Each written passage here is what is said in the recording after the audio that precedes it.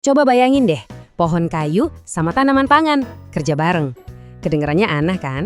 Tapi kolaborasi yang nggak biasa antara poplar dan gandum ini bisa jadi jawaban buat salah satu masalah pertanian terbesar kita. Gimana caranya nyembuhin tanah kita yang udah capek? Yuk kita gali lebih dalam. Oke, ceritanya kita udah tahu lah ya.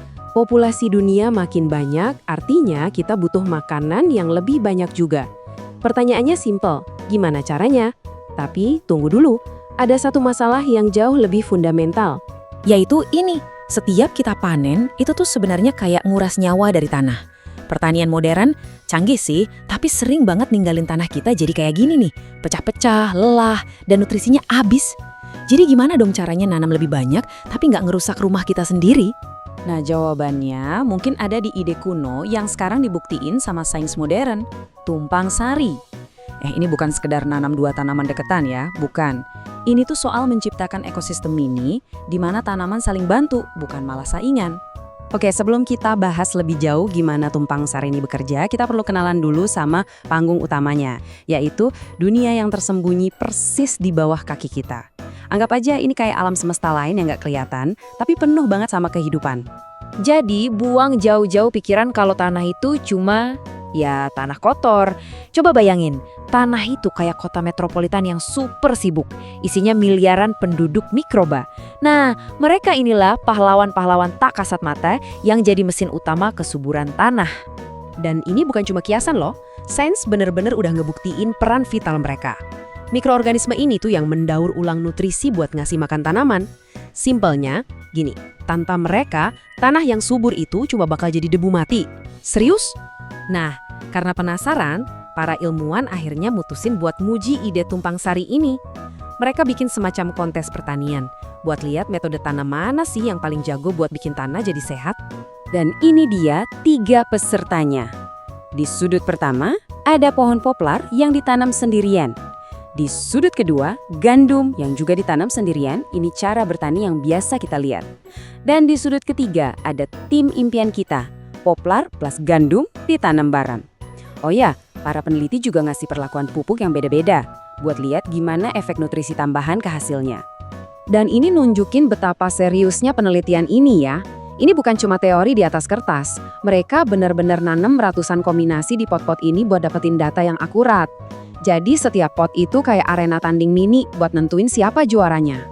Oke, setelah 2 tahun ngamatin dan ngumpulin data, akhirnya tiba juga saatnya.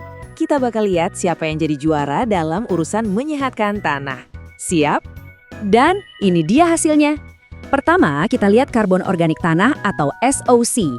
Gampangnya, anggap aja ini kayak rekening tabungan kesuburan di tanah. Makin banyak karbonnya, makin sehat tanahnya. Dan coba lihat grafiknya deh. Angkanya nggak bohong, tim tumpang sari poplar gandum menang telak. Bukti kedua, makin meyakinkan lagi. Ini namanya karbon biomasa mikroba. Intinya, ini ngukur seberapa rame kehidupan di dalam tanah. Dan lagi-lagi, lihat deh, kombinasi poplar gandum ini sukses bikin ekosistem bawah tanah yang paling hidup dan paling sibuk. Jadi, intinya begini, data udah bicara. Nanam poplar sama gandum barengan, apalagi ditambahin nutrisi dari pupuk, itu jauh lebih bagus buat bikin tanah sehat daripada kalau mereka ditanam sendiri-sendiri. Jelas banget kan? Tapi, kemenangan ini bukan cuma soal karbon loh. Ada sesuatu yang lebih dalam lagi yang terjadi di level mikroba. Yuk kita intip rahasia di balik kesuksesan tim ini. Jadi, kenapa sih kolaborasi ini bisa sekeren itu?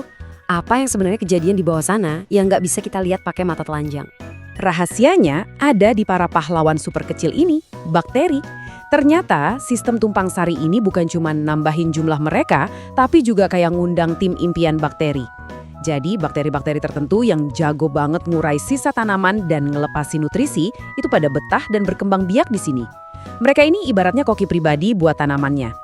Nah, ini dia kuncinya. Sama kayak kota yang maju butuh warganya punya banyak keahlian, tanah yang subur juga butuh komunitas bakteri yang macam-macam. Dan tumpang sari ternyata berhasil nyiptain kondisi yang pas banget buat keberagaman itu tumbuh. Oke, tadi kan kita lihat data dari pot-pot kecil ya. Terus apa artinya buat kita semua? Kenapa ini penting? Nah, disinilah kita ngomongin gambaran besarnya. Coba kita fokus ke satu angka ini. Angka yang kuat banget. Plus 21%. Angka ini tuh perbandingan antara tumpang sari yang dipupuk sama gandum biasa yang juga dipupuk. Naik 21% karbon organik tanah. Itu gede banget. Artinya apa? Artinya tanah bisa nahan air lebih banyak. Penting banget pas musim kering. Dan yang paling keren, artinya lebih banyak karbon yang disedot dari atmosfer dan disimpan dengan aman di dalam tanah. Ini soal melawan perubahan iklim loh.